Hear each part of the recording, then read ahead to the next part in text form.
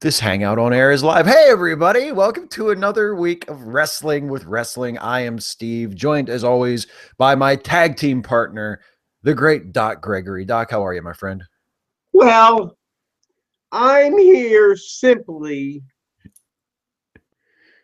to talk about wrestling and chew bubblegum. And I'm all out of bubblegum. So let's talk some wrestling. And I'm doing great. Whoop, whoop. Nice. It doesn't hurt to throw a little They Live reference in every once in a while, right? And of course, I do that. We're doing a Piper, throwback to They Live, John Carpenter, whoop, whoop, while wearing one of his ultimate rivalries with Hulk Hogan, a Hulkamania t-shirt. Because you can like both. Yeah. And can I be very ironic by wearing a Hulkamania t-shirt and saying Black Lives Matter?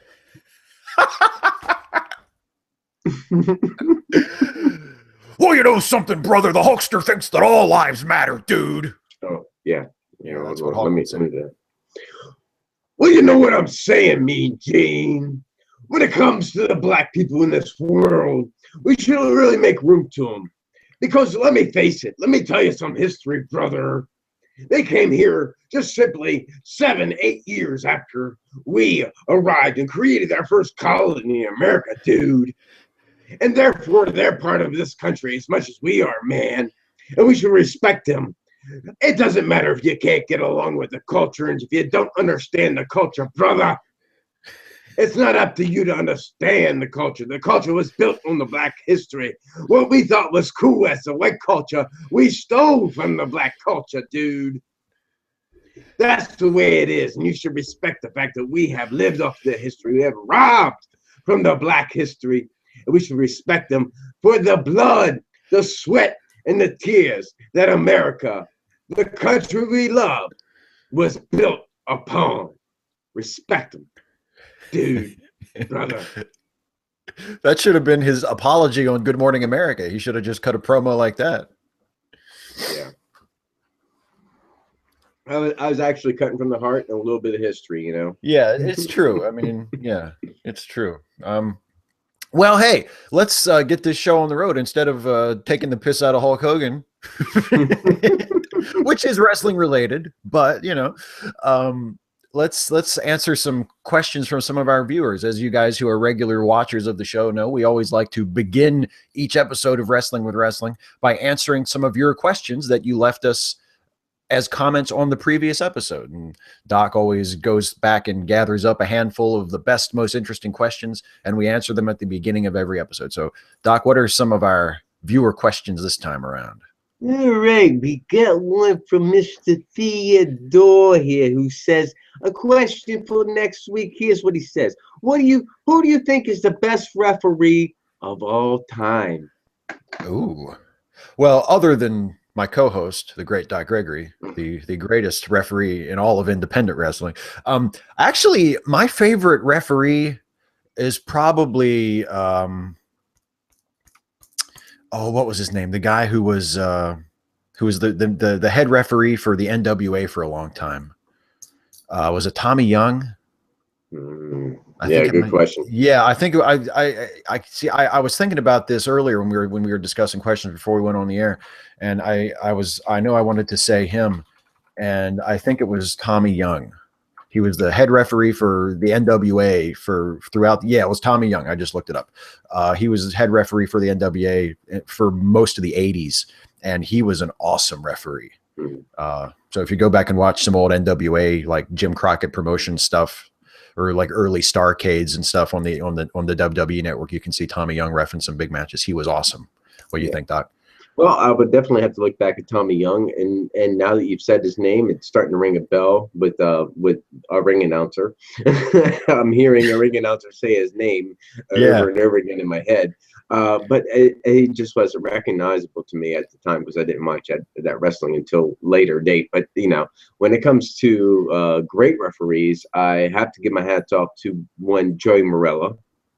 who refereed some of the most epic matches in WWF history.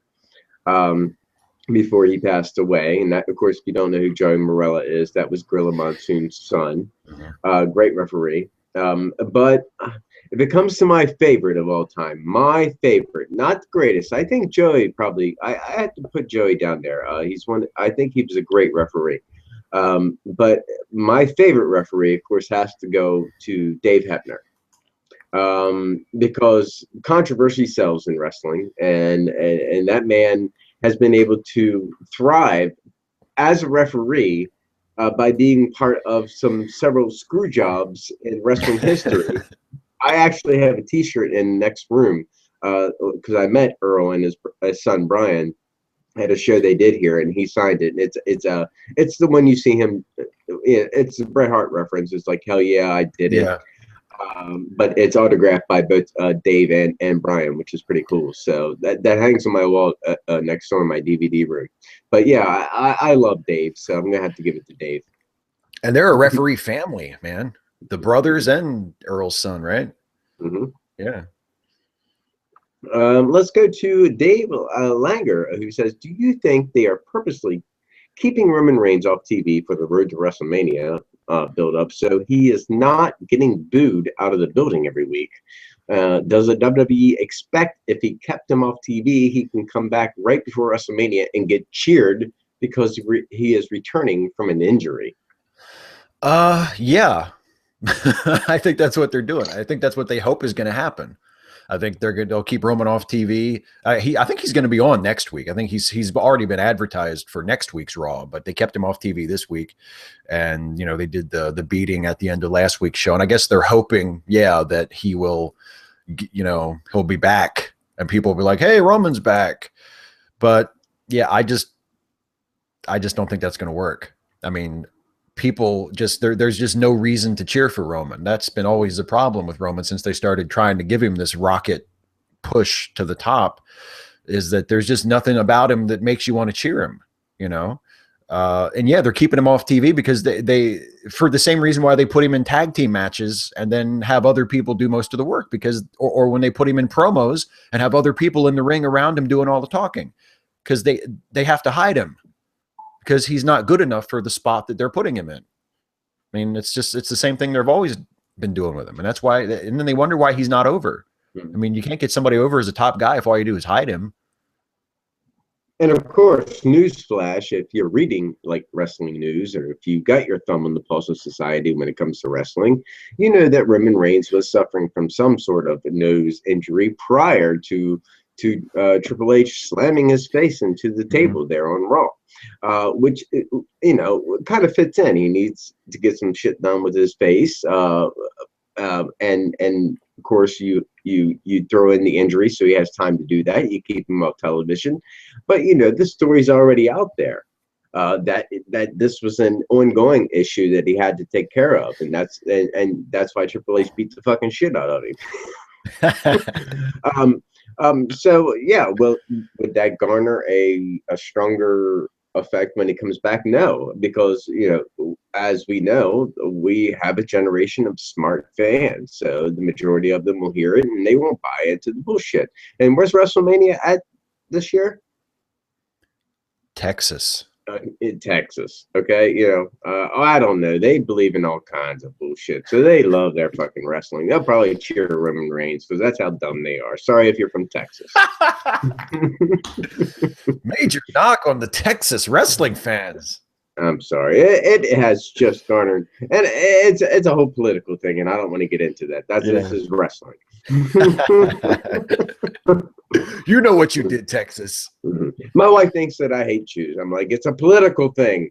Get off me. Let's go to Lord. It looks like Bedoctor. It's BDR. So I'm going to say Lord Bedoctor. Okay. If the WWE does indeed do a brand split, do you guys think they could perhaps have one show be PG oriented and have the other one be more risque, like the shows of old? They could, but I don't think that's what they're going to do.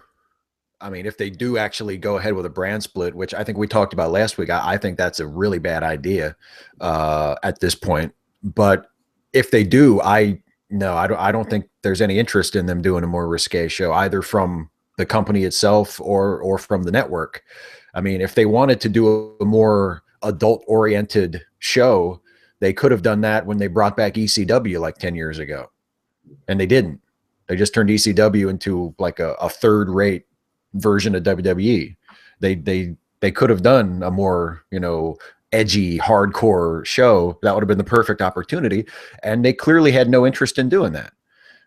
So Grant, on defense, though, they were heading into the genre of being online, being a company or a public owned company. Yeah. So ECW, whether you liked it or not, they tried to rebrand it, but it was just at the wrong damn time. That's true. And it was in the wrong damn company to do it. That's true. Yeah, but and the other thing is, a lot of people say like, well, what if they, a lot of people talk about the fact that, the show is rated TV PG as though that's the problem. And that's not the problem. The problem is that the show is poorly booked and poorly written. You could have a kick-ass rated PB. Yes, poorly booked. TV PB for poor booking. I mean, you could have a kick-ass awesome wrestling show that would get a TV PG rating. There's no reason you couldn't do that. I mean, and you could also have a kick-ass wrestling show that got like a TV 14 rating. There's no reason you couldn't do that. But just because it has a more adult rating doesn't automatically mean it's going to be better. So that's another thing to consider. I mean, making it more risque, that's not going to fix anything. Their problem is much deeper than how, child-friendly or tame the product is. Of course, then again, you got to look at the way society, at least, some of them are going. I tend to think that a lot of people like wrestling. There are the same people that like NASCAR. Let's just say there's probably a lot of Republicans in the audience of wrestling fans, because, again, they just believe a lot of bullshit. So I think with the way they're seeing fucking our politicians going these days, that WWE thinks, and I've seen hints of this. I know what they're talking about, because I have seen hints that they could possibly be going more in a risque, or at least bringing the heat up a little bit. When you can get away with mauling and smashing at people's faces and shooting of little kids on The Walking Dead, it doesn't really matter when you're portraying characters and telling stories. I mean, we've seen more risque bullshit on TV. I think WWE can afford to bring it up a notch and without going dirty, as long as we don't see Kat reappear and shine her tits on the screen. I think we're okay. Bikinis are okay and all that stuff. As long as we're not showing, nipples and bush. These are the rules. As long as we follow those rules, it's still a clean-cut program. A little bit more risque, but this after fucking 10 o'clock, good. Yes. So have like 2 hours of PG rated. And by that time, if your kids aren't in bed, you're a bad fucking parent. And if they are out of bed, it's probably because they already kind of know about this shit. Because once you're 13, the gloves are fucking off and they can watch more adult oriented programming. So I mean, I think this is something that we can definitely do. Another option is to give a block to NXT. To bring them onto the USA network, since they got both Raw and SmackDown. Try to get NXT programming on that fucking network. I mean, it's a winning program, so why not? But that was a really good question. I think it was really good, definitely. But let's go with this one. This one's good. Mr. Denny would like to know, if you had to be in a feud with someone in the company, who would it be with, and why would you be good at it? Oh my God. Oh man. Who would I be good in a feud with? I mean, it's tempting to say to just say somebody that I really like just say Kevin Owens or something. But Kevin Owens is a heel, and I always wished that I would have been a heel If I was a wrestler, I don't know if I'd be a very good babyface. I'd want to be a heel. So, I don't know. I mean, it'd be fun to work with Ambrose. I don't know why I'd be good at it. I mean, I would hope once I got over the jitters and, found my voice, that maybe we could have some good promos against each other. And then, since I'm not actually a wrestler, I could just sell for Dean and he could just beat the shit out of me in the blow-off match. And it'd be just a 5-minute squash for him. And I'd put him over and make him look really good. So there you go. I would feud with Dean Ambrose and I would mouth off to him for a month. And then when we got to the match, I would just fucking put him over and just have him kick the shit out of me for 5 minutes. I don't know. Wait, what about you, Doc? Well, I'm certainly not going to make any beans about it. I'm certainly going in as enhancement talent myself. Yeah. And although I'm going to kind of bend the rules here because you said someone in the company, not an active wrestler, but I would go with the general manager of NXT, Mr. William Regal. I think that him and I, because I am well versed in mat wrestling, but why would I be good at it? Because I think, I don't know, I'm a listener. I like to learn, and I'd be good at it because William Regal would be able to teach me probably more than I have ever learned in my entire 20 years in professional wrestling. That man has a wealth of knowledge. If I could work with anyone, and I'm kind of bending your rules here a little bit, if I'm choosing someone that I would really, really, really want to work with, that would be William Regal. I think that I could learn a shitload of fucking stuff from him. That's what you look for in wrestling, not because you want to feud with them or you think you might want to benefit like that. You want to learn from someone when you're coming up. So try to pick those feuds. Good answer. I would love to work with Regal too. Regal is amazing. Is that the last question? That was the last question. Thank you, everyone, and make sure you ask more questions on this video so that we will be able to answer them next week. Exactly. Do what Doc said. Watch this video, and then when it's over, ask us your question, and we will answer. It's really up to Doc. I mean, if you ask 3 or 4 good questions, we'll answer 3 or 4. If you ask 5, we'll answer 5. If you ask 2, we'll answer 2 good ones and 1 shitty one. We'll I had like 6 really good questions, but yeah, what can I do? Yeah, exactly.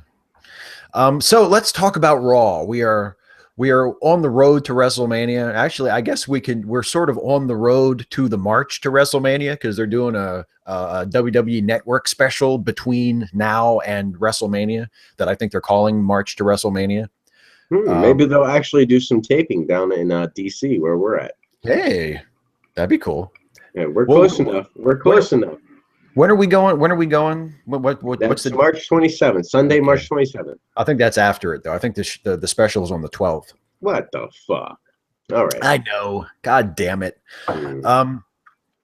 But anyway, so we are Raw the week after the big Raw last week where Shane McMahon came back and they announced the Undertaker was coming back and they booked Ambrose versus Lesnar, just a really huge show.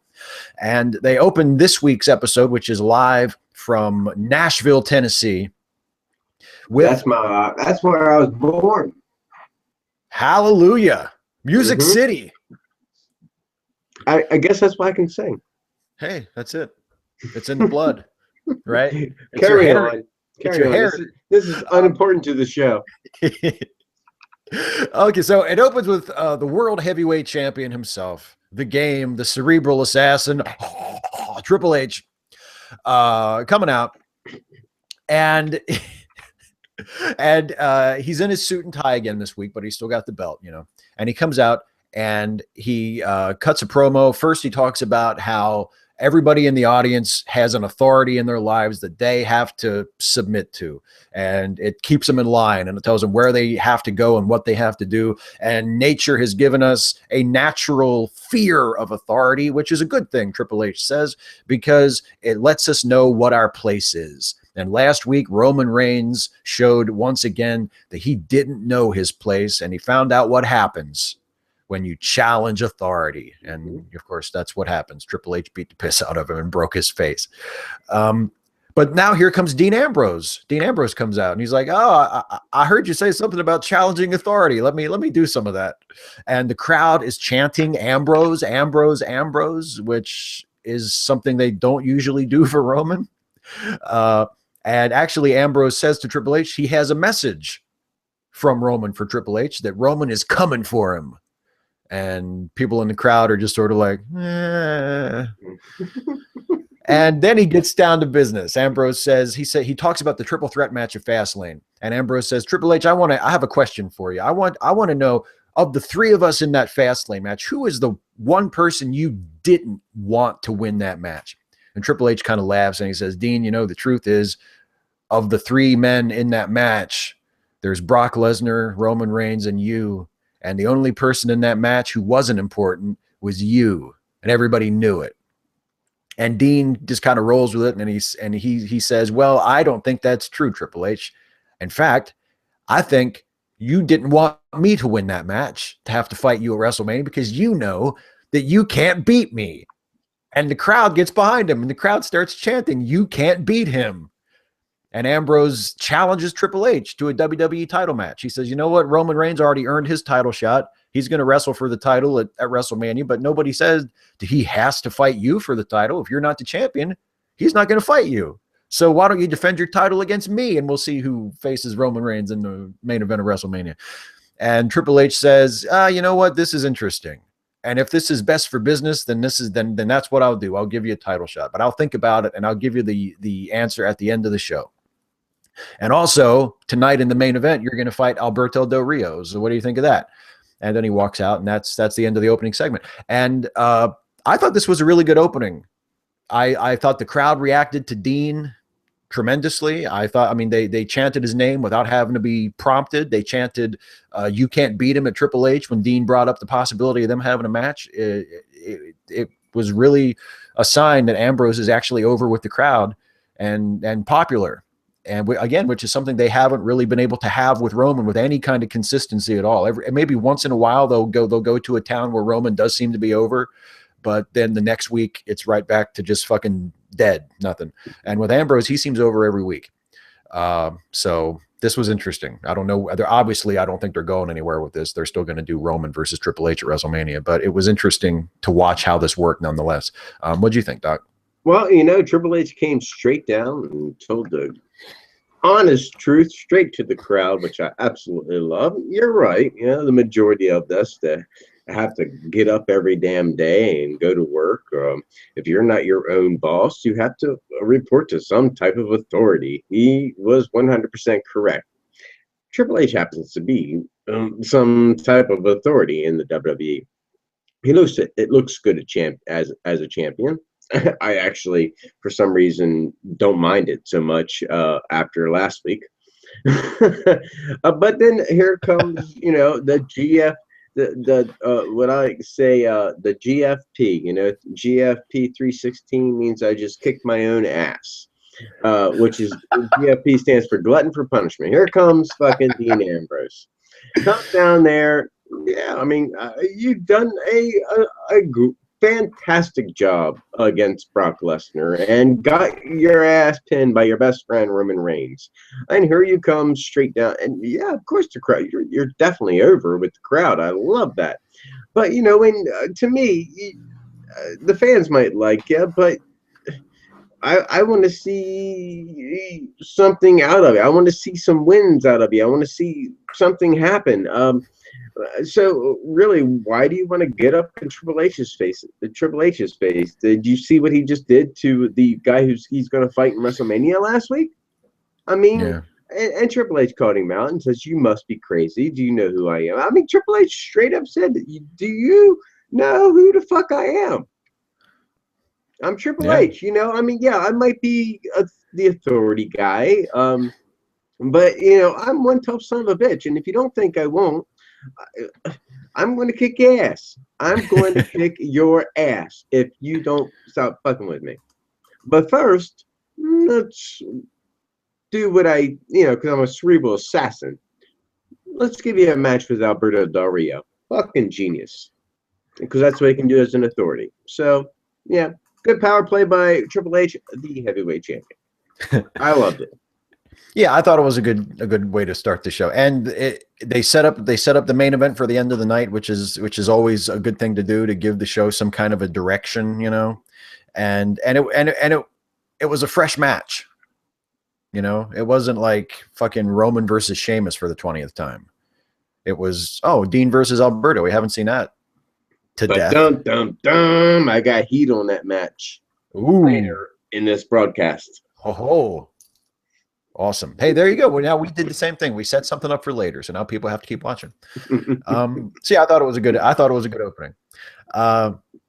Next, we go to the first match of the night, and it is the match that was promised last week, which is the #1 contenders match for the Divas Championship, contested between Sasha Banks and Becky Lynch, with the winner going on to face the Divas champion Charlotte at WrestleMania.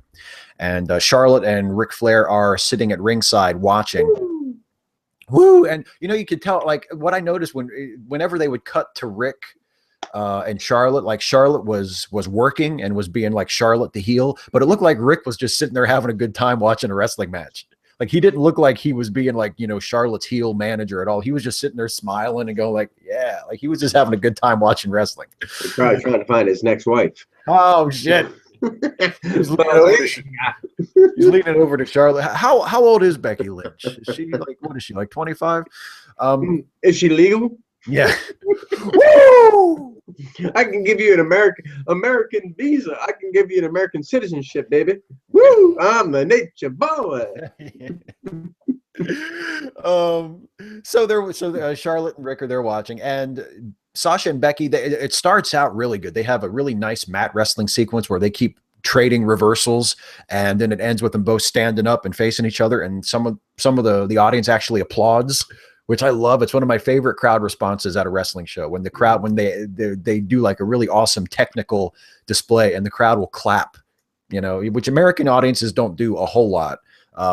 It's more common. I watch a lot of New Japan wrestling, and I watch them do their chain wrestling, and you see this. It was created really in WCW, I think stolen from Mexico and Japan, but you got to see this in America first in WCW, where you'd see a lot of chain fucking wrestling, or a lot of different pin styles happening at one time, and then both wrestlers jump up. This is a fucking gimmick, and I love it. And both wrestlers jump up and stare at each other, and it automatically gets a pop. That's an automatic pop. Yeah. I mean, I don't know why, but that fucking thing, that formula works every single time. Yeah, and they pulled it off really good in this match. I mean, they built up to that point where they were trading pins. Like Becky would try like a crucifix pin, and then Sasha would roll it around and try her own crucifix, and then they did that a couple times, and then they did the standoff at the end, and they got good job. And I like that. The rest of the match was all right. It wasn't bad, but it was just short. There wasn't a whole lot to it, and it built to this really goofy finish where they did a double pin, where Sasha sort of powerbomb sunset flipped Becky out of the corner, but then Becky threw her legs over Sasha's shoulders and knocked her down flat. So they both had parts of their bodies over top of each other, but they both had their shoulders down, and the referee counted 3 and ruled that it was a double pin and a draw. I'm not a big fan of double pins in general. I just don't think that's a good finish. And there have been really good matches that have had double pins. Like I think in 1994 in WCW, Rick Steamboat and Ric Flair had a match. I think it's Spring Stampede that year that ended in a double pin, and the end of the pay-per-view ended where they're like, who won the title? Who's the champion? And they had to do another match later to blow that off. But I just don't like double pin finishes. But you know, they're obviously building up to a triple threat here, and the crowd is way ahead of it. The crowd was chanting triple threat before, you know, the segment was even over. So, you know, it's all right. They want to get to the 3-way at WrestleMania, which is fine by me. I think that's the right way to go for this feud. But I don't know.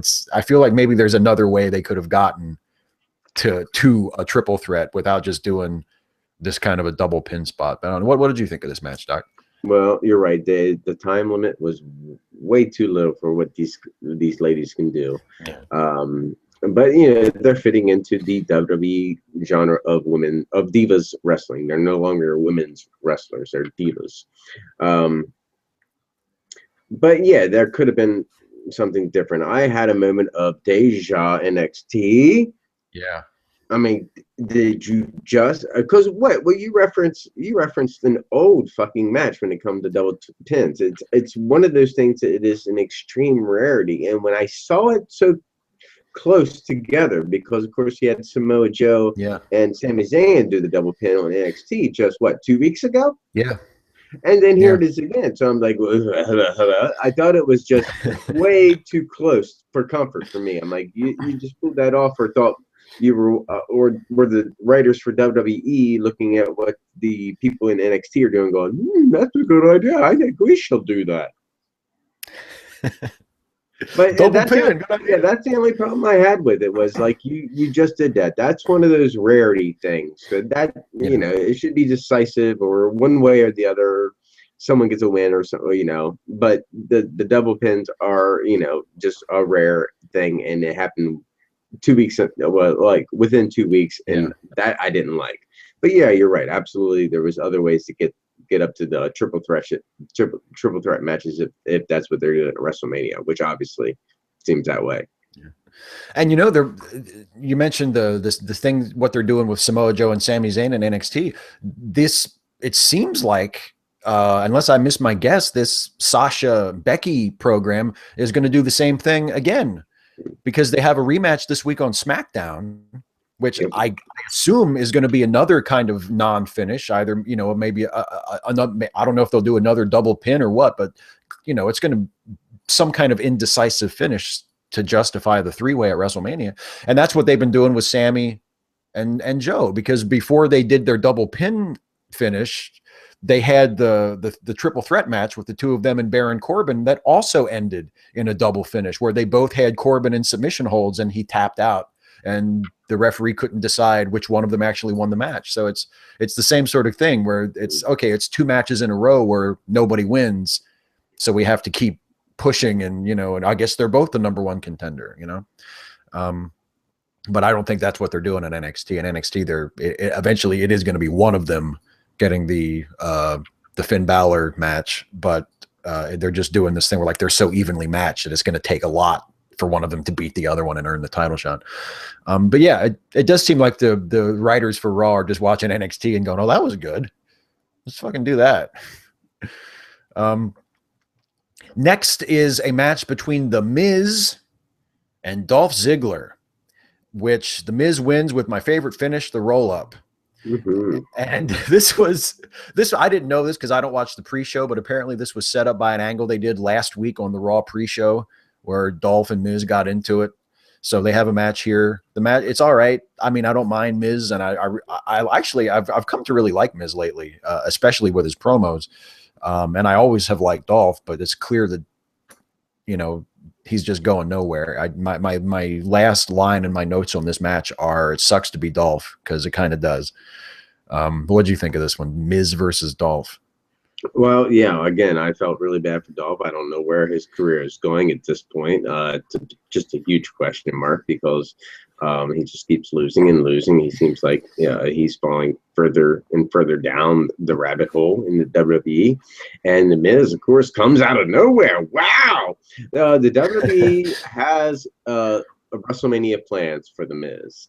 And never fear, Dolph Ziggler shall be involved in these plans. We don't know what they are yet, but it's just a random mix right now. They're throwing together, trying to throw something together. But The Miz, they're trying to keep hot, because yes, he does cut good promos, and they want him to have a spot at WrestleMania, and they don't want to forget about Dolph Ziggler. But I don't know if it's because Dolph is fucking generous or what. But either he's being told what to do.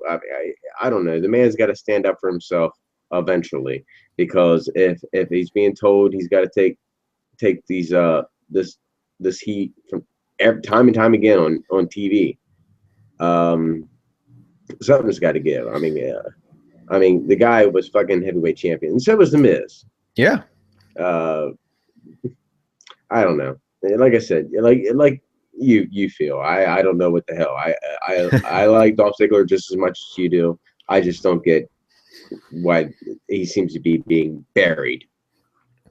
Yeah, and I mean, if if you're gonna use the guy as enhancement talent, I mean, I think that's a waste. But fine, do that with him. But the frustrating thing about Dolph is they every once in a while they'll tease not only like you know having him win a couple matches, but they'll tease like really making him, and then they just completely forget about it. It's not like, well, there are guys who are always going to be sort of on the mid card or the lower sort of upper card, like like Hacksaw Jim Duggan used to be, or Jake the Snake, where they were always sort of up in kind of a sort of higher level, but you knew they were never going to be the main eventers. They were just the guys that were there to work with the guys on their way up. And if that's what they see in Dolph, that's fine. He'd be great in that role. But the problem is, they keep teasing him breaking out and becoming a main eventer, and then nothing happens. Like they just completely forget about it. They make Dolph look like Superman, and then all of a sudden he's not on TV for like a week, or all of a sudden he goes on a losing streak, or they just have nothing for him, and it's just really frustrating.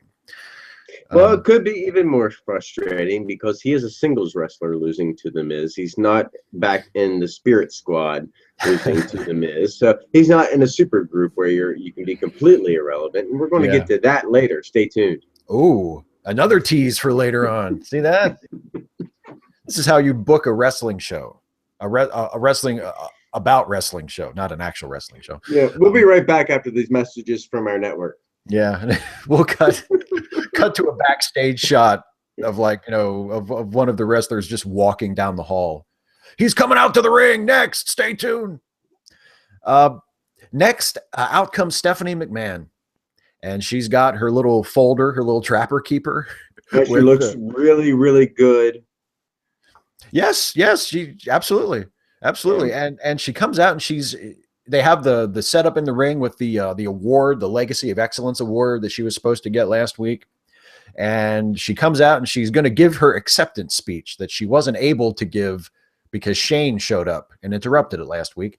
And she starts to give her speech, and then she stops because the crowd is really fucking riding her. She starts to give the speech again. She stops because the crowd is like chanting for Shane.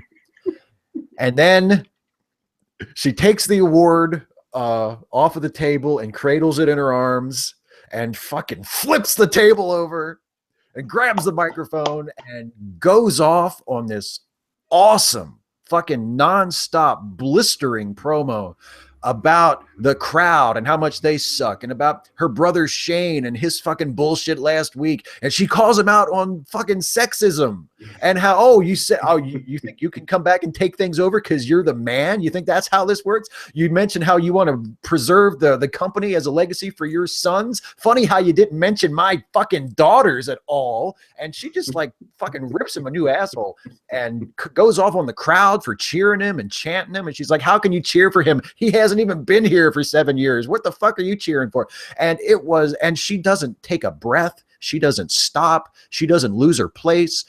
It's fucking awesome. She just goes off for just a start to finish, just running at a gallop for 5 minutes, and finishes off by saying, the Undertaker is going to fucking kill Shane at WrestleMania. And then you're all going to have to bow down to the king, which is Triple H, and the queen, which is me. And she drops the mic and takes her fucking award and walks out. It was awesome. It was an awesome promo. I loved it. What'd you think? Oh, you got the hairs on my arms standing up right now because Stephanie fucking McMahon is back. When you don't have Triple H, the muscle of her family standing side by side, because he's basically the muscle there. You don't need that. But I tell you, man, I haven't seen Stephanie like this in a long, long time. And it was really sweet to see her because she's feeding off of what is real. Yeah. So she's feeding off that, and she's bending the story. Of course, everybody loves one another. They're all, how this. They're all family. But I mean, how fucking good is this storyline? I mean, it's like here's Stephanie, and she's been running the company, and she has nothing but girls. And here's the guy who went out and found his own success. He fucking kickstarted your network and everything online. He helped you there. He's got 3 boys. Oh, and he cut a deal with your dad. Hey, Fabe, he cut a deal with your dad. And now he might get control of Raw. I think it's genius. And I think if we can get Stephanie like this all the time, maybe if we can somehow say, Steph, look at Trips and say, shut the fuck up, let me talk. Yes. It would be brilliant. This was great fucking TV. I love this. I love this segment. I will watch it again and again and again. I'm right there with you. I think it was probably my favorite segment of the whole show. And yeah, it was the kind of thing that, like, when they teach promo class in NXT, that this is now like a tape that they should show, because she doesn't waste any time.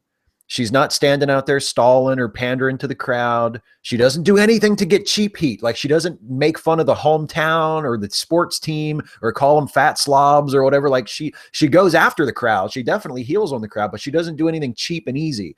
And she seems like she means every fucking word she says. And she is, a lot of what she says does have some real truth to it, but she's also being a heel and getting people to boo her.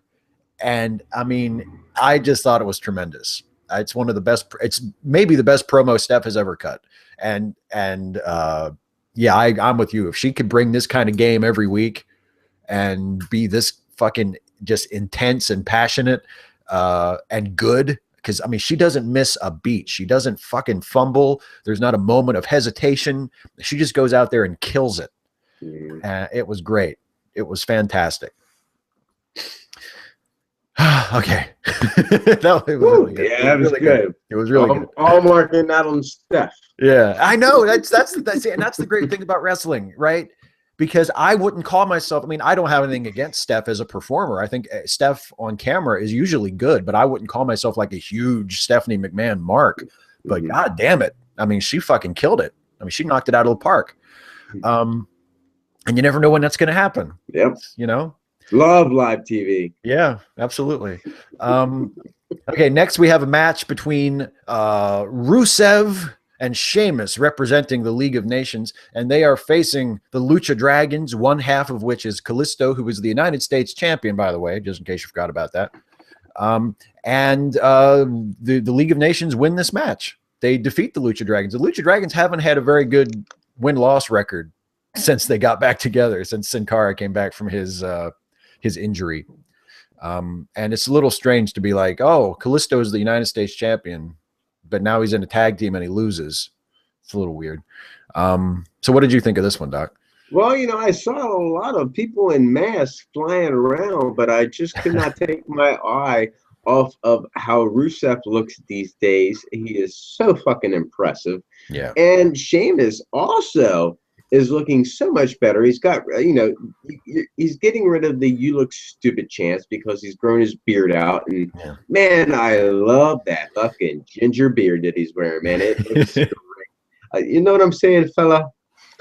But yeah. I mean, Lucha Dragons, they got to do something with him if they're planning. They got to pull that somehow, because either they got to keep him as a tag team and get that championship off of Kalisto, or split the tag team so he can go defend it, so they can maybe fight each other. I don't know how they're gonna. I would still like to see them somehow blame the other on losses right now, like a walkout maybe in the next week. Yeah, which would set a matchup for WrestleMania. Which they could do, because I mean they have plenty of time. We got like over a month yet till Mania, so they could easily do that in the next couple of weeks, and maybe that's where they're heading. Maybe that's what they're doing. But yeah, for now, I'll predict that right now. Then that will happen. There you go. You heard it here first, ladies and gentlemen. When the Lucha Dragons split and it leads to a match between them at WrestleMania, Doc Gregory called it first. It'll be on the pre-show. Yeah, exactly. It'll be on the pre-show. Oh, so maybe they'll let Mauro Ranallo call that one. So it'll be good. I don't know who you're talking about. The guy on SmackDown. He's an awesome announcer. Yeah.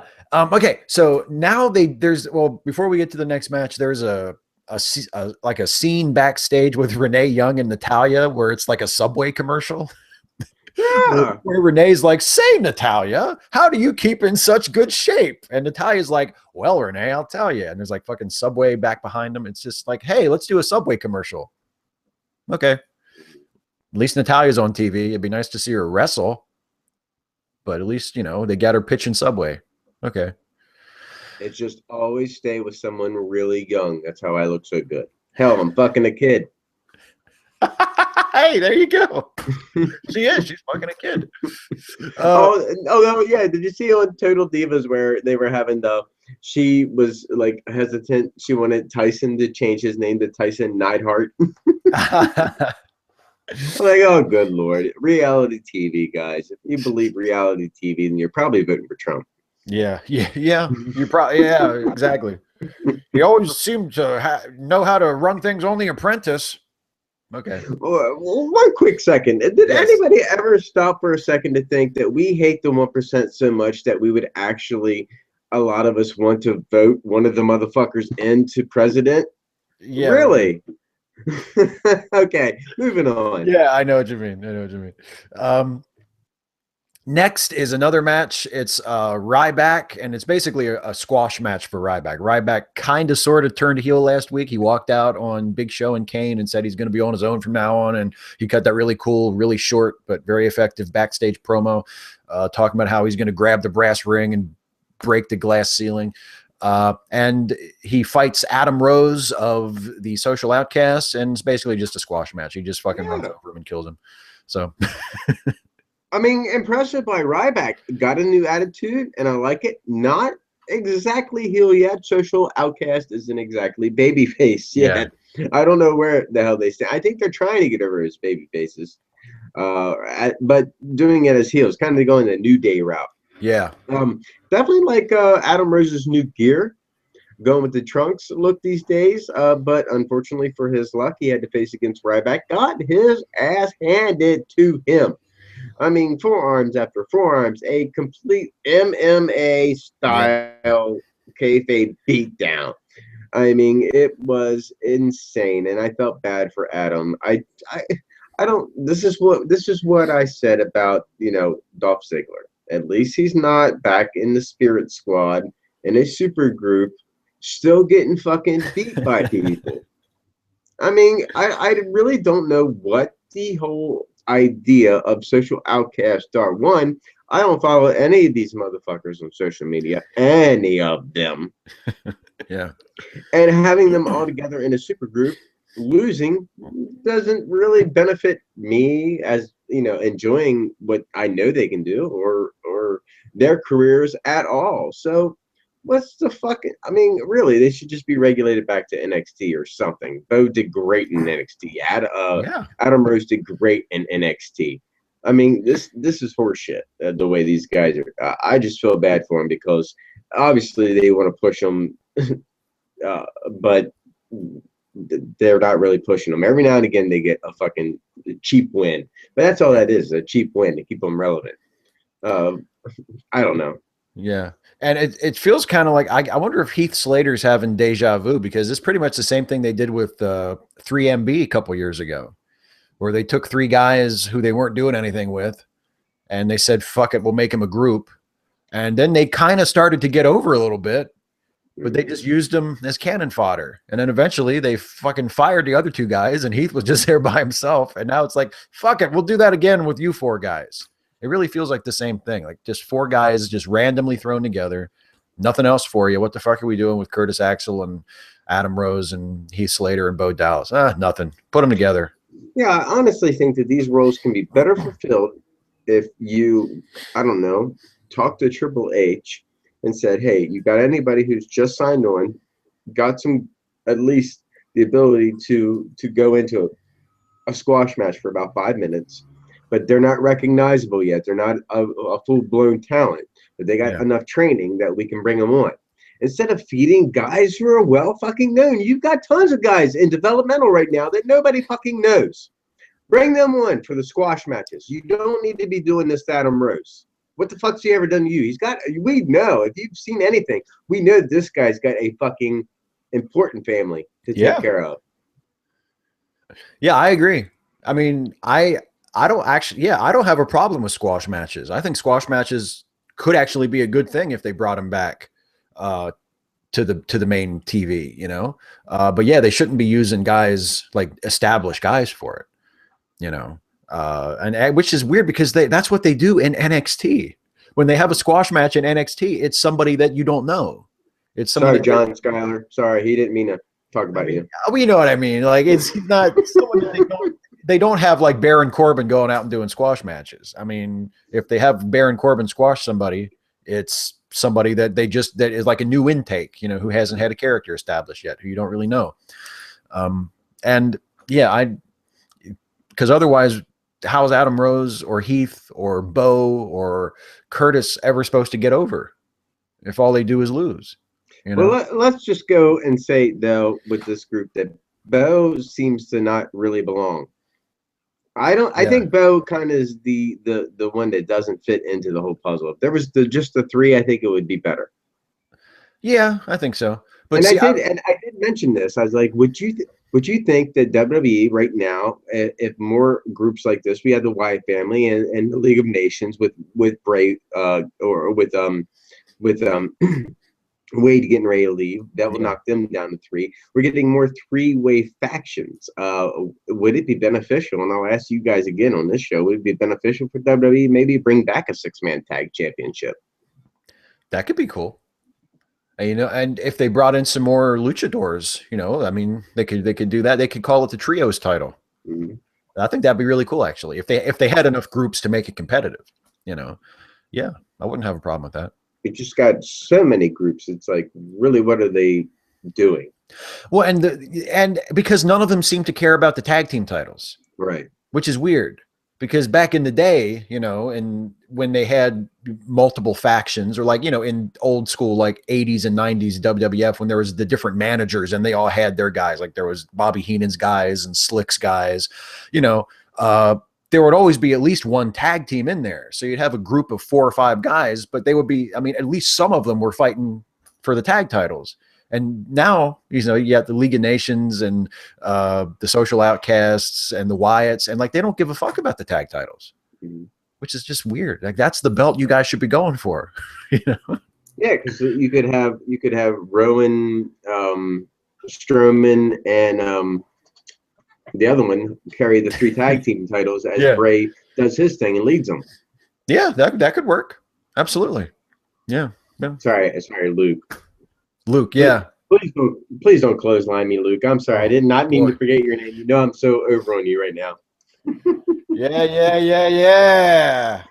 I love fucking Luke Harper. Me too. I like him a lot. He's great. I like him a lot.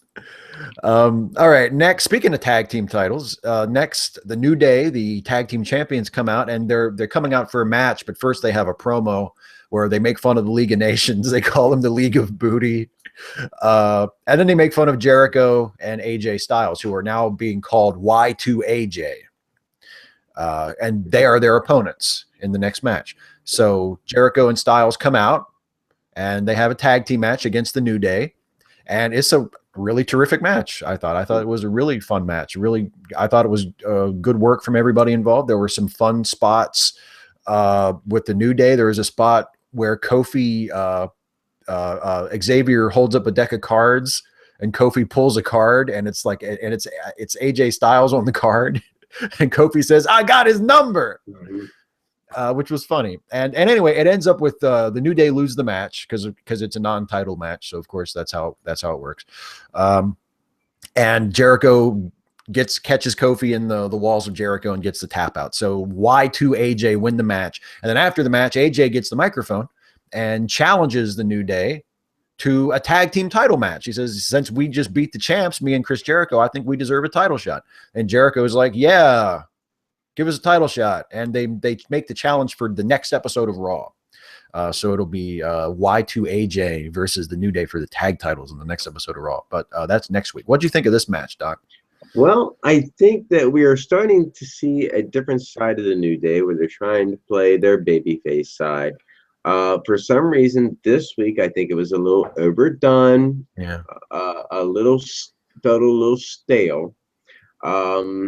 Except for that card moment, I just felt this is getting to be a little boring. At least right now, New Day was not as new as they've always been. And then of course we had a great performance by Chris Jericho and AJ Styles out there, and altogether these guys worked. I mean, New Day and AJ and Chris Jericho, great fucking matchup between these guys.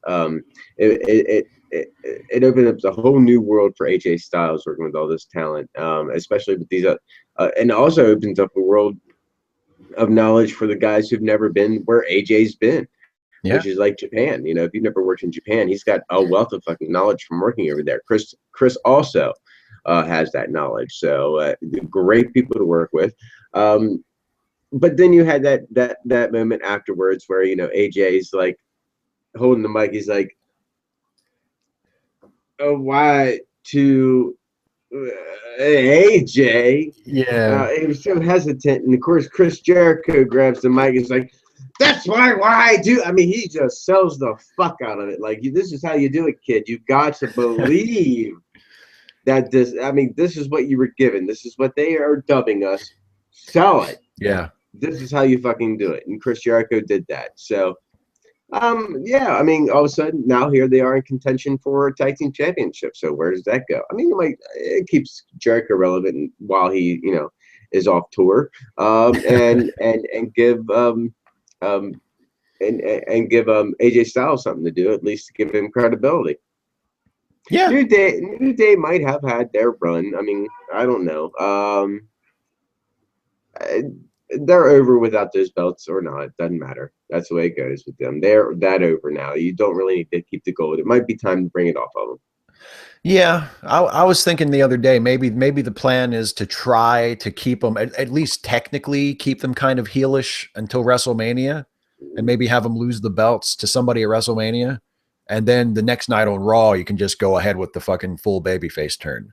Just get the belts off of them and then have them interrupt some heel promo on Raw, and the super smarky post WrestleMania Raw crowd will just fucking go crazy for them. Maybe that, I don't know. That's just an idle speculation. Now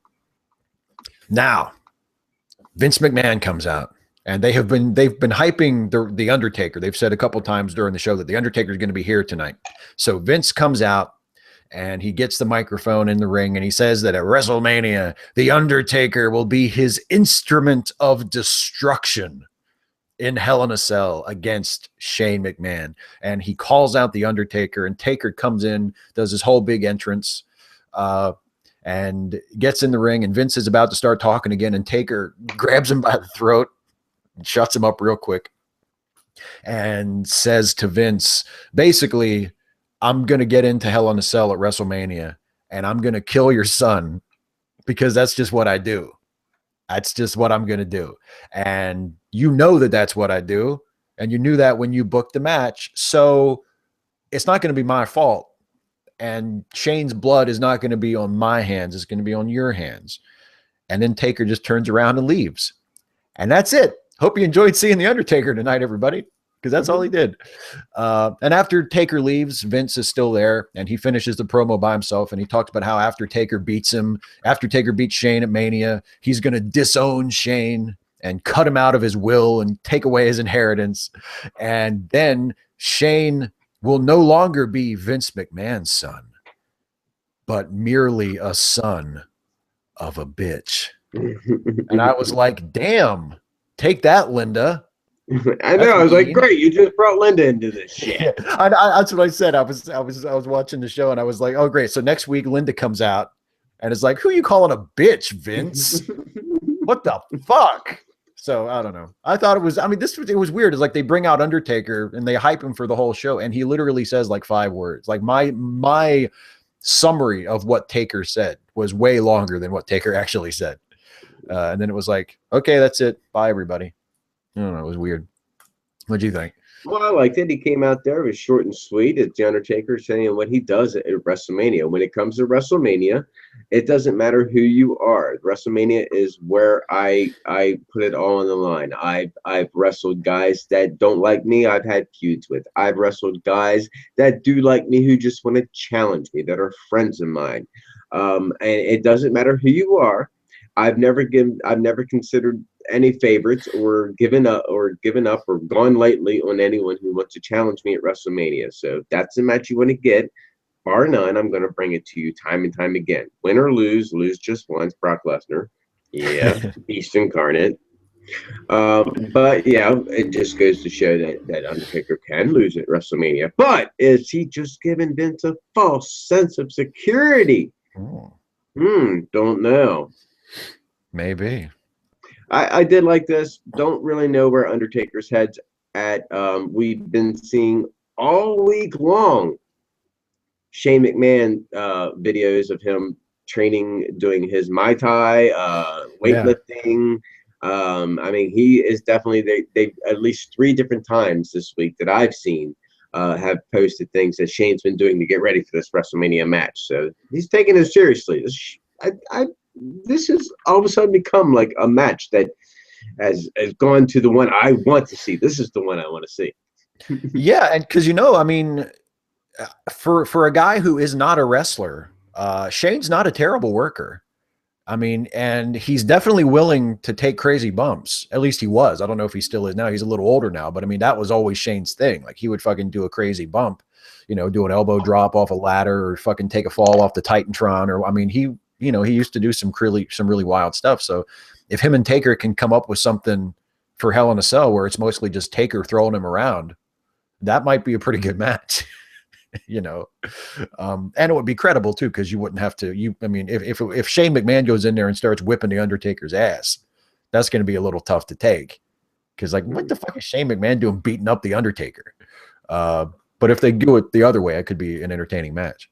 I would think maybe this would be a good time, and I'm just speculating here. This is just speculation. I think this may be a good time that maybe Shane gets in the ear of Paul Heyman and has the Beast Incarnate Brock Lesnar come out and interfere in the match somehow, costing under that would be reputable because Brock's the guy who beat him, costing a match. That's true. Maybe Brock could come out and fucking rip the door off the cell, like Kane did back in the day. That'd be forgetting it's Hell in a Cell. Jeez, I know it's fucking Hell in a Cell.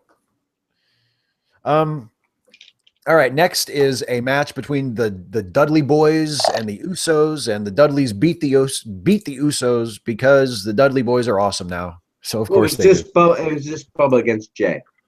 Oh, that's right. It was a singles match. Yeah, but all 4 are out there. So it can be.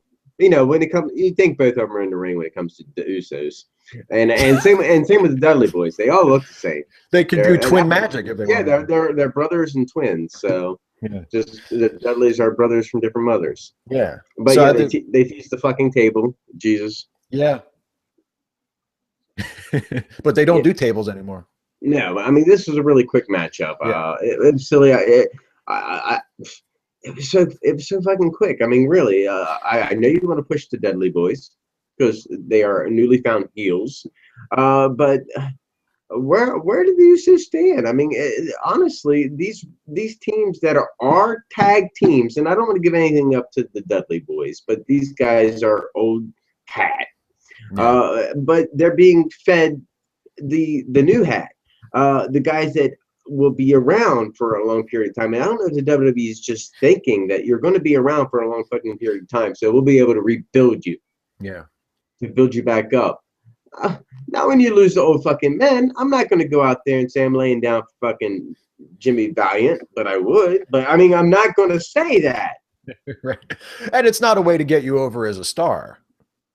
Yeah, you're absolutely right. I mean, Lucha Dragons losing, the fucking Usos losing. Yeah. I mean, really, the tag team division, although it's strong, it's in disarray right now. It's just everywhere. You have so many possibilities and have fucking no idea what to do with it. That's a great way to put it.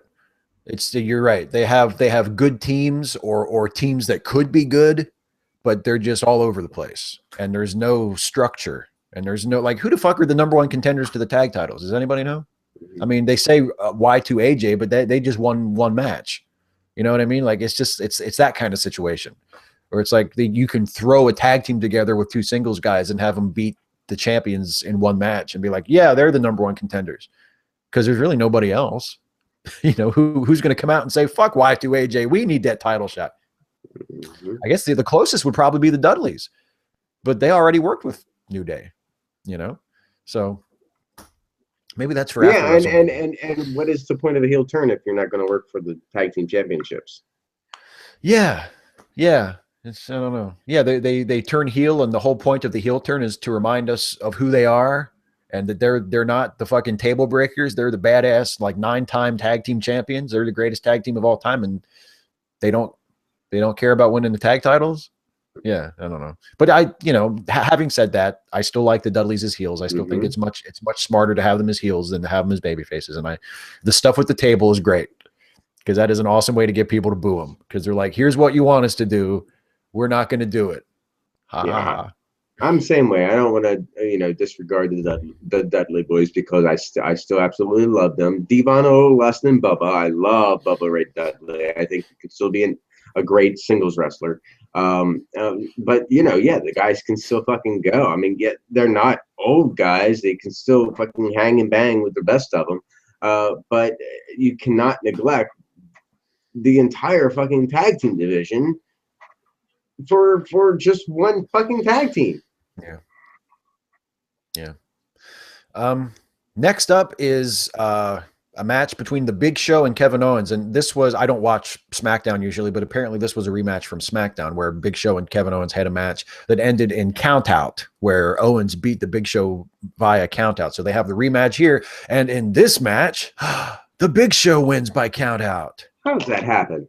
That's so crazy. So I guess that's what they're doing. They're building up this rivalry between the Big Show and Kevin Owens, where they're trading countout wins, I guess. I mean, remember Kevin Owens, like over the summer, Kevin Owens was beating fucking John Cena. Now he can't beat Big Show. Like, it's just, I guess it was just beginner's luck, you know? What I was thinking, I was, go ahead. It is hard to keep beating John Cena when it's John Cena. Where do you go from there? That's true. You're sort of starting out on top there. That's true. Because according to the online rumors, Kevin Owens about a month ago was pushing really hard to be the guy who fights Undertaker at WrestleMania. I mean, he really wanted to be that guy, and they turned him down. They said, no, we're doing something else with Undertaker. And it's like, oh, don't worry, Kevin, you get Big Show. Nothing against Big Show. I actually really like Big Show, but I mean, in terms of place on the card, if you're Kevin Owens and you're a hungry young guy and you want to make your name in the company, you want to work with the Undertaker at WrestleMania, or you want to work with Big Show at WrestleMania, but whatever. Hopefully it ends with Kevin Owens beating him at some point. Well, they're the same build, just different scale. I think, it's just enlarged a little bit. Did you see Big Show's Steve Austin podcast, by the way? I didn't actually get to see that yet. Was it any good? It was actually surprisingly good. I imagine it was. I imagine he's got a great story to tell. I have his DVD, which was really good. He told a lot of his story there. So I don't know if he'll rehash that on the DVD or not, or on the podcast or not. Yeah, I mean, he told a little bit of like his history, how he got into business and how he grew up before that. But I like Big Show. I get down on him sometimes just because of the way they use him on the show. Like sometimes I don't understand the things they do with him. But one of the cool parts about the podcast was Austin asked him at one point, how do you think you've been booked, like, in your career? And Big Show said, oh, fucking terrible. Like he knows that he's been booked terribly in his career. It's a really interesting show. If you have a chance to check it out, it's a really good talk they have. Well, I've always said that about the Big Show. It's like, first he comes into the business booked as Andre's son. Yeah. In WCW. That's how we're introduced to him. But he's a big, huge fucking dude. And if you knew anything about Andre, the Giant, you would know that the only way you would beat Andre the Giant, this is fucking real now. The only way you beat Andre the Giant is when he lays the fuck down for you. Yeah. You know, you wouldn't be able to beat, maybe in his older age, yes. But I'm telling you, in Andre in his heyday, when you beat him, it's because he laid down for you. And I would imagine if they would have pushed the fucking Big Show like this with that mentality, that the only reason that you could beat this guy is he fucking laid down for you. You cannot beat this guy, and pushed him that way. And then you would have Andre's dead, but someone living out the legacy of not being beaten for so long. You remember they bragged up a fucking storm about Andre's unbeatable streak. Big Show don't have that, and that's a shame because he should, especially for his longevity in this business. Right from the get-go, you made a mistake booking this guy. Yeah, I agree. When you think about it, and you think about how like guys like him used to be booked back in the old days, and then you realize how often Big Show loses. I mean, he loses a lot. And which I guess is the main reason why he's not really over as a monster anymore, even though he's a giant, but nobody really respects him like that anymore because he goes down so much. And let's not, forget his 1,000,001 fucking turns.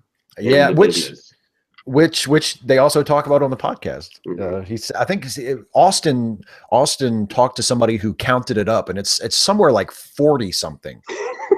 I mean, in his entire career, he's turned back and forth from babyface to heel and backing it like something like 40 times. It's ridiculous. Yeah, he still has a job. Yeah, and he'll have one as long as he wants one because I mean, he's a good guy to have. Yep. And he's a good guy. Like he has a reputation of being good to work with. Like he's not a dick. So yeah, but if you or anybody watching, if you haven't checked out the Stone Cold podcast with Big Show on the network, it's worth checking out. It's a lot better than I thought it would be. It was really, really good. All right, next there's a Divas match, Naomi versus Brie Bella. Naomi wins with a submission, and then after the match, Lana comes out and laughs at Brie because fuck Brie, I guess. That was weird. Yeah, I thought it was weird to have Lana come out there. I mean, obviously she had her backstage promo and she's rubbing it in Brie's face that her man will go out there and, achieve what she needs and make a living for her while Brie's man sits at home and I don't know, knits crap out of his toilet. I don't know what he's doing out there. Because Daniel Bryan's retired, people. Sorry. But yeah, I mean, rubs it in Brie's face. I guess that's the screw to twist when it comes for right now. And I'm still big on Brie Bella, but obviously we're going to be winding down her career. Maybe it will be to build up Lana, I guess. But we're going to be winding down Brie Bella's career. She obviously is feeling the paternal heat. Yeah, it's a baby in the bun in the oven. She's going to have a little American dragon before too long. And they'll have girls. Yeah. Well, girls can be dragons too. They can be great wrestlers. Exactly. But, the demographic in wrestling is mostly boys. Yeah. Although, who knows? I mean, now that Charlotte has, been doing pretty well for herself, maybe we'll see more second generation lady wrestlers coming along. That'd be nice. I would like to see that. Yeah, me too. Now, before we get to the last match, they did have an announcement for the Hall of Fame this week, which I thought was really cool. They officially announced that finally this year, inducted into the Hall of Fame will be the Fabulous Freebirds. And all of them, all four guys who were ever members of the Freebirds. So you got the original three with Michael Hayes and Terry Gordy and Buddy Roberts, and also Jimmy Garvin, who came in a little bit later and was the two-man Freebirds with Hayes and WCW. So I thought this was really great. I'm a big fan of the Freebirds. And they're like one of those groups that you're like, why the fuck aren't they in there already? No, I'm talking the fucking Freebirds, man. It is about time they get into the Hall of Fame. I am so excited, man. I'm a big, huge fan of Michael P.S. Hayes and Jimmy Jam Garvin. They're my free birds. But I did my research on Bam Bam Gordy and all of them. So Yeah. I love everything they do. And I did post a couple of videos of like the free birds versus the fucking Von Erichs on the Wrestling with Wrestling Facebook page. But yeah, I am excited. The promo, I cannot wait to hear what they got to say. Yeah, me too. I agree. It's going to be a hell of a acceptance speech, and they deserve it. I mean, one of the great heel groups ever, bar none. And the stuff, the feud with the Von Erichs and World Class is just, I mean, it's required viewing if you're especially if you're an old school wrestling fan. Just really, really awesome stuff. All right, let's talk about the main event of this episode of Raw: Dean Ambrose versus Alberto Del Rio. And Dean and Alberto have themselves a pretty good match. The League of Nations are at ringside for this. And I thought it was a good match. It was nothing to really blow the roof off of the place, but it was good. There was some good spots. Like Alberto did his fucking double stomp to Dean on the floor at one point, like had him leaning over the railing, the crowd barrier, and fucking stomped him on the floor. That was nasty looking. But it sort of ends up in, I guess it was a DQ finish. They hadn't gone to a finish yet, and Triple H came out, and then before he got to the ring, he kind of signaled to the League of Nations, and they all ran in and attacked Dean. So I assume it was a DQ finish. So Dean wins by disqualification. And then Triple H gets in, and him and Dean go at it. I think I can't remember. First, doesn't he? Dean hits him, right? Like he goes up and he talks about, he's like, this is what I told you about respect and authority. Gets up, and Dean all of a sudden jumps up and fucking nails him. He's like, "Fuck you!" It pissed him off, and Dean jumps up and attacks him. Gets a little bit of him at first, but Triple H turns it around, and Dean, for some reason, just, this is what Dean does. He does it against Brock Lesnar. He lost against fucking Roman Reigns, gets beat up by, and no, I don't want to fucking make any bones about it. He got his ass handed to him by Alberto Del Rio. And God damn it, did you look fucking really stupid hanging onto the fucking barricade while he performed that on the floor. Yes, yes, it looked devastating, but hanging on there for fucking 8 seconds, that looks stupid. Yeah. God damn it, that looks fucking stupid. Stop it. Yeah. But yeah, Dean just is fucking constantly getting his ass kicked. You can get on the microphone, thank people for matches or beg people for matches, but time and time again, what you're showing me, Dean Ambrose, you might be in high profile matches, but you get your ass kicked. Yeah. Show me something. That's the important point, I think, with the way they're pushing Dean, because and Dean is still really over. I mean, the one thing to say about Dean as a fan of his, which I totally am, is, I mean, he's definitely of the baby faces they have left, because, Cena is hurt and Seth Rollins would probably be a baby face by now, and he's injured. Cesaro is out. Like, you have a lot of people on the shelf, and of the guys they have left who are near that top level, Ambrose is he's way more over than Reigns is. He's way better suited for that top spot than Roman is right now. But the way they've booked him is, I mean, for like the last 6 months, he's been the guy who gets to the last match and then loses. So even if they did change direction, if they changed direction right now, if they said, you know what, we're crazy, we're not going to fucking put the world title on Roman Reigns, that would be terrible, we're going to go with Dean Ambrose, that's great. But then, so they do Dean Ambrose versus Triple H. He wins the world title, and you have the world title on a guy who, the match that he won the title in is probably the first match he's won on TV in 6 months. And that's a problem. That's not how you build up a credible champion. But yeah, I like the fact that Dean is that guy who just keeps asking to get his ass kicked. Because now you jog my memory. Yeah, what happens is Triple H pedigrees him and then tells him, you got your match.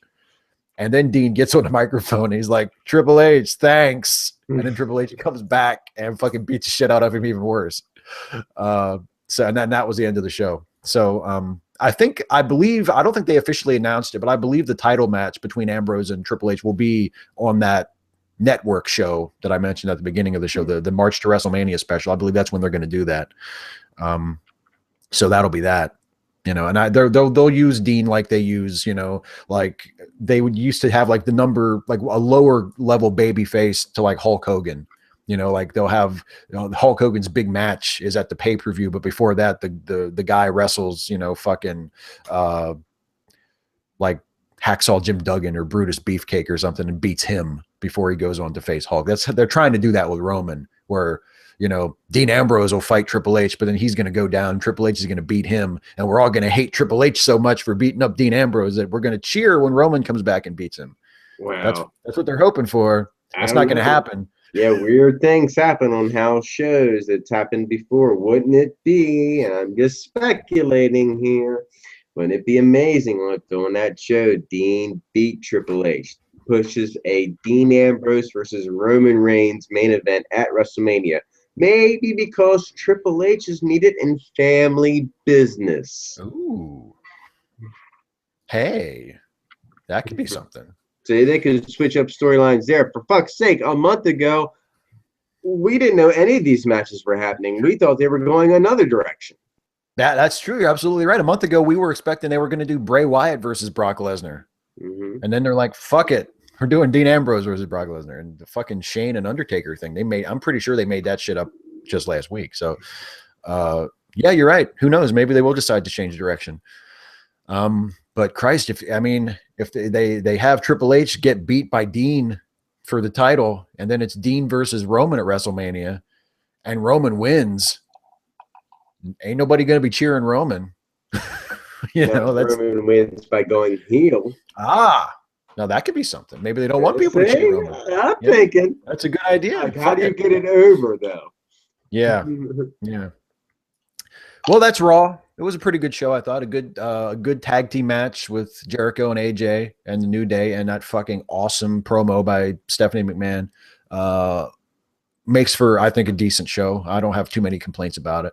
And at least things are interesting. You know, like you were just saying, Doc, like even things that don't look like they're quite working yet, you know, who knows? They could fucking throw it all out the window next week. I mean, so it's been really, it's at least been a more interesting show the last couple of weeks, which is a big improvement over what it had been. So would you like to spend the last several minutes of our broadcast this week telling our fine viewers about a legend of the week? Absolutely. Let's talk about a legend. You know, sometimes a legend isn't the guy who ever won a World Heavyweight Championship. It might not be the guy who won an Intercontinental Championship. It may be the guy who helped build those guys who won those championships and had some notoriety on his own. Let's talk about the career of Dwayne Gill. Gill made his debut on the American independent scene as part of a masked tag team with Barry Hardy called the Lords of Darkness, with Hardy billed as Agony and Gill billed as Pain. On August 2nd, 1991, they defeated Cream Team, that was Dino Casanova and Rip Sawyer, to become the Mid-Eastern Wrestling Federation's first ever tag team champions. The Lords participated in 2 of 3 40-man battle royals held in 1992. The second battle royal took place 2 months later. The Lords later became second version of the Executioners and took part in a 40-man battle royal won by Tatanka. The Executioners then joined the World Wrestling Federation, competing on its Monday Night Raw program against several other tag teams. The Executioners split in early 1994, and Hardy left the company on April 18th. Gill then began competing under his real name as an enhancement talent, Jobber. They actually upgraded it. Back in these days, it was just called Jobber. Before also leaving the company soon after. In 1998, Gill made his return to World Wrestling Federation at Survivor Series as Mankind's mystery opponent. Vince McMahon seemingly facilitated Mankind's route to victory in a tournament for the vacant WWF Championship, as he appeared to be McMahon's favorite to win. Before Gill made his entrance, McMahon built up the suspense by referring to him, Gill, as a wrestler with a win-loss record that no other wrestler could match. Although the statement was thought to indicate that Mankind's opponent won more than lost in his career, the exact opposite was true, and Gill was squashed by Mankind. He later joined the Job Squad with Al Snow, Scorpio, and Bob Holly. During this time, Gill became notable for ending Mark Merrow's career when Merrow challenged him to a match, announcing to the crowd that he would retire from wrestling if he could not beat Gill. Gill won the match with some help from the Job Squad, and Merrow left the WWF, although he did not legitimately retire as promised. On November 17, 1998, Gill won the Light Heavyweight Championship after defeating Christian on Raw is War. Shortly thereafter, Gill was given his most notable gimmick, Gillberg, a parody of rival promotion World Championship Wrestling's top star Goldberg. When he became Gillberg, the original plan of the bookers was to reputably have him lose 173 consecutive matches that would parody Goldberg's winning streak of 173 matches. The Goldberg character parodied numerous other aspects of Goldberg's character, such as his entrance being accompanied by a pre-recorded sound of a crowd chanting Goldberg, which was an allusion to the chants that Goldberg got. And stagehands that would hold up sparklers and then spray the entranceway with fire extinguishers. He also had a dotted line tattoo on his right arm and would use the catchphrase "Who's first?" in reference not only to Goldberg's catchphrase "Who's next?" but also to the fact that Gill would lose to each and every one of his opponents.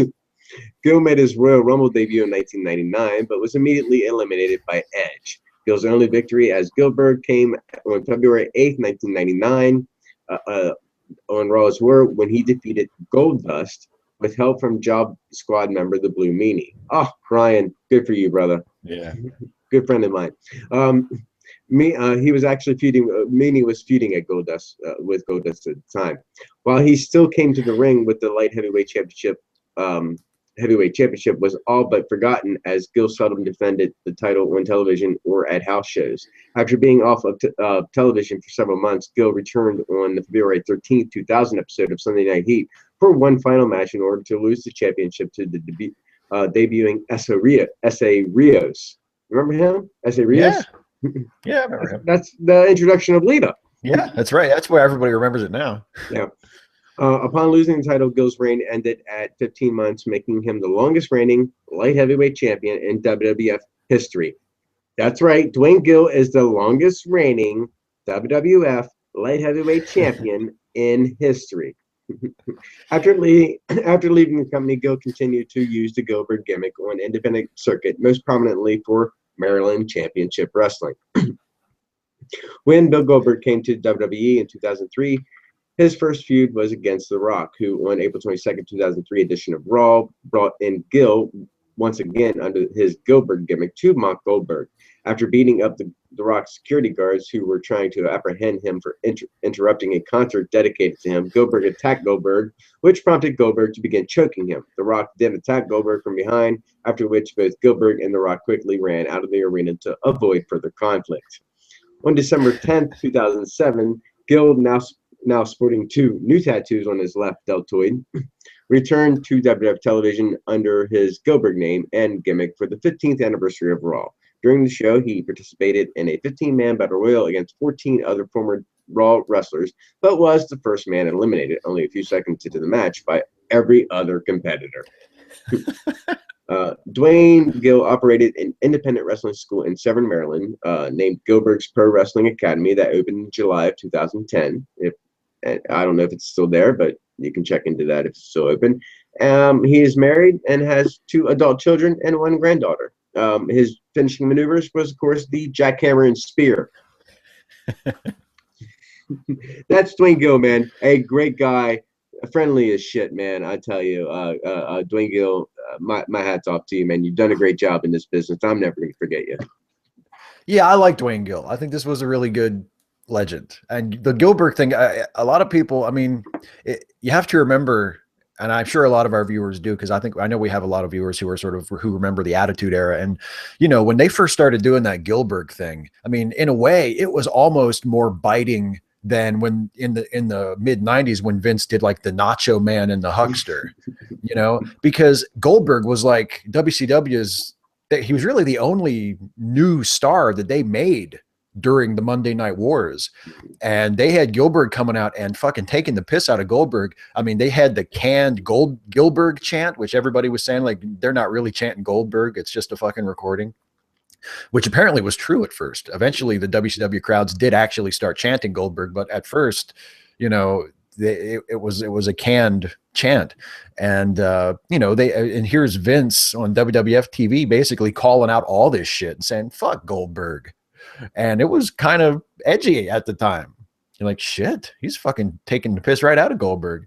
And it made Dwayne Gill into a star, which was great. I mean, because he was a journeyman wrestler. He'd been around. He'd been enhancement talent for a while, and it was great to see him, even though he never won, except maybe once.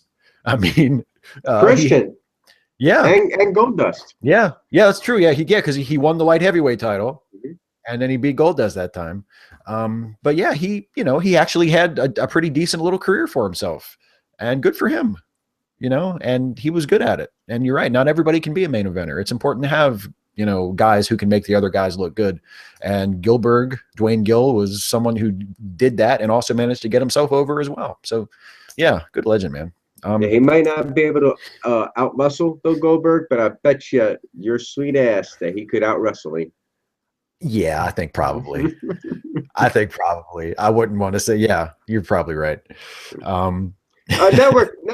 Network recommendation. Network recommendation. Check this out. Raw replay took place on my birthday, November 30th, 1998.